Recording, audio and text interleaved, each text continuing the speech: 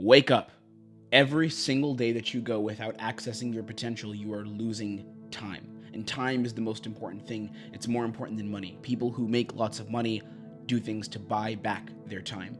And decisions that you make now in the present are going to have a compounding effect on your future. And I think so many men don't realize this. We don't realize how we are settling every single day. I know I didn't realize this for a long time until I woke up to the fact that the life I was living was far below where I actually could be. And once I realized this, things began to change. I took action and changed my life. But the truth is that most people settle. There's a book that I think you should read. I think everyone should read this. And it's called The Top 5 Regrets of the Dying. And it basically talks about the regrets that people have on their deathbed, the regrets that people who are in critical care or people who are coming to the end of life, people in hospice, what are some of the regrets that they have towards the end of their life knowing that they're going to die? And the biggest regret, you know what the biggest regret is every single time? It's not living a life that is true to yourself. And this means not investing in the relationships, not investing in the freedom, not investing in the ability for you to live through your true potential. And I found that with men, the common areas that we settle specifically is money and dating. You settle for a life that you don't truly want. You settle because you never make the money that you actually could make. You settle because you date the girl and build the relationships that you don't actually want to be in. You settle because there's a standard, a very low standard that society sets for you, and they say you need to stick within here. This is what I call the haze. Some people call it the matrix. This haze is where most guys stay. This haze is where most guys will never get out of because they stay in this space where they tell themselves, this money is what I deserve. This job is what I deserve. This relationship with this girl that I just got lucky to be with, that's what I deserve. But in fact, you're taking time away from yourself to actually create the life that you live, and you're moving towards a life of regret. You're moving towards being in your 60s, your 70s, your 80s, coming up on death and having regret. And I don't want that to happen to you. I want you to be out of the haze. I want you to be out of the cloud of dust and dirt that controls so many people where they can't actually see what's in front of them. So what we're going to do here is do a very simple exercise, and it's a personal audit that I want to challenge you to do with me here. On a scale of 1 to 10, how much are you actually fulfilling your potential as a man? How hard do you work? Do you actually invest in yourself? How consistently do you show up? How much time do you actually invest in learning skills? And this doesn't just mean learning skills like lifting weights, but I'm talking about skills like making money the right way, or skills like working on your mindset so that you can network better and create better relationships, or skills like dating, creating relationships with the kind of women that you actually want to spend time with that are going to be the women in your life or the woman in your life that you can build an amazing family with. How hard do you work at acquiring these things? 10, if you were to give yourself a rating on a scale of 1 to 10, 10 would be you're maxing out your potential. 10 would be that you're investing in yourself, you're thriving, and you're crushing it.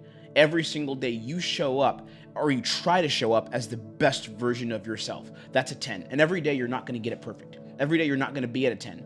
But can your potential at least be at a 10? Can you every single day move the needle forward? Because that's really what it takes to be out of the haze. And a 0, of course, a 0 is very low. Most of us are not going to be at a 0 fully, but a 0 is you're operating far lower than you could be. A 0 is every single day you're falling more behind. The question I have for you is, what is your number? What number are you at right now? Maybe for you that number is a 4 or a 5. Maybe the number is a 6. Maybe it's even a 7. But is a 7 good enough for you? Do you want to just be good, or do you actually want to be great? That's ultimately the question. That's the thing that you have to decide. Do you want to just be good? Do you want to be at a 7, or do you actually want to be great? And if you want to be great, there's a question that you have to ask yourself that's ultimately the most important question here. When are you ready to stop settling? I know I made that decision 6 years ago. I made the decision to stop settling 6 years ago when I decided to invest in my business, when I decided to invest in mentors, when I decided to take my life seriously. I relocated my location. I had learned a bunch of new skills, and I put them to work. I put them to practice. Life was already fun for me back then. I was going out in the club in New York. I was a nightclub promoter. And it was all fun, fun, fun. And I learned a lot of skills then. I definitely did. I learned about sales. I learned about communication. I learned about leadership. But I wasn't putting those skills into practice. I wasn't actually freeing myself. It was only when I made a conscious decision that I was ready to stop settling for the life I was living that I began to truly work on myself. I began hitting the gym. I scaled my business up to making 6 figures. I started dating girls that were more quality instead of just getting lucky or just sleeping with girls that weren't actually my type. I started being around women that were very attractive and very quality energetically and helped me be a better man. I started hanging around guys that were better than me in terms of their career, in terms of their mindset, who had been in environments, who had been in places and experienced things I never had done. Sometimes I had to pay my way to be around these people. I had to invest in myself. But the question for you is, when are you ready to stop settling? Ultimately, that's what matters. And if you're ready, if the answer to you is, I'm ready to stop settling now, I'm going to give you a couple of next steps. Here's where you actually begin. Here's what you can do. Number one is you have to realize and consciously understand that you have one life to live and only one life. That's it. You have no more than that. One life to live. And understanding you have this one life to live is so, so important, because when you realize the gravity of each day is actually going to move you forward towards your goals, or it's going to take you away from them. When you realize that you have one life to live, everything changes for you. You also need to visualize a future. You need to understand there's this amazing quote from the Bible that I really, really love.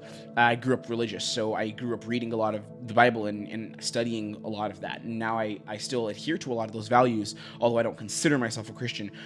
There's this verse in the Bible that says, without a vision, the people perish. You have to make the vision real. It was only when my vision became real that I actually started to move towards the life I wanted. Before that, I was just trapped. Before that, I was just experiencing life on autopilot. And from the outside, it seemed fun because I was in the club, because I had girls that wanted me, but I actually didn't have the freedom to live how I wanted. I actually didn't have the finances I wanted. I didn't have the kind of dating life that I actually wanted that would make me truly happy. I didn't have the friendships or connections I would wanted. All my friends all kept me down. I didn't have the skills that I truly wanted. So you have to have a vision and visualize a future for yourself. Where do you want to be in the next couple of years? Where do you want to live?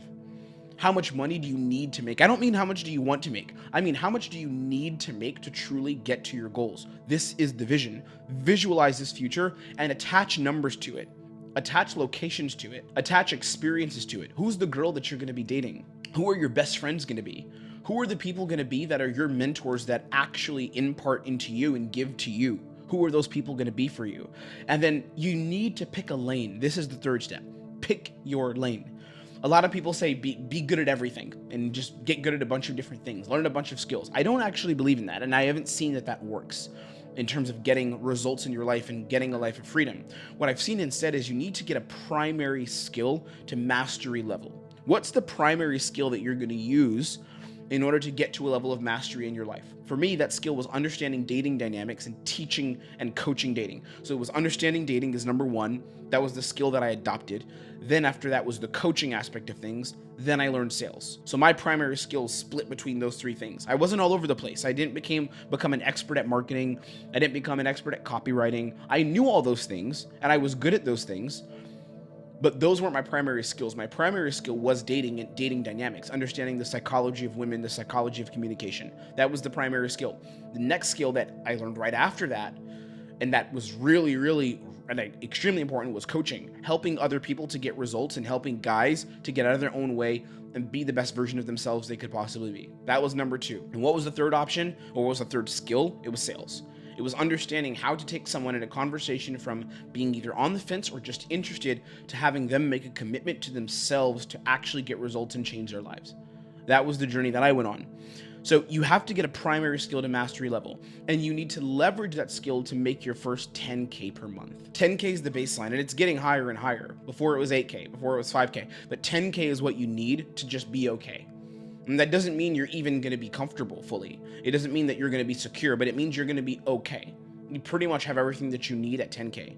And depending on where you live and decide to locate to or relocate to, it could mean more for you. I live in Budapest, so me running my business making 15 to 20K a month, that's fine for me to have an amazing life. Me running my business at 50K a month is enough for me to actually have an incredible life, right? And if I go to 100K a month, that's where I'm really thriving and I can play a different game than a lot of other people can play. So you need to just get to 10K so you can start to even enter the room to play the game. You can start to open the door, it unlocks the door for you, and you just get into the game in the first place, where you can invest in a mentor, where you can actually invest in yourself, where you can use that money and put it back into your business. That's 10K. You need to leverage that skill to have your first 10K month. So what is the primary skill?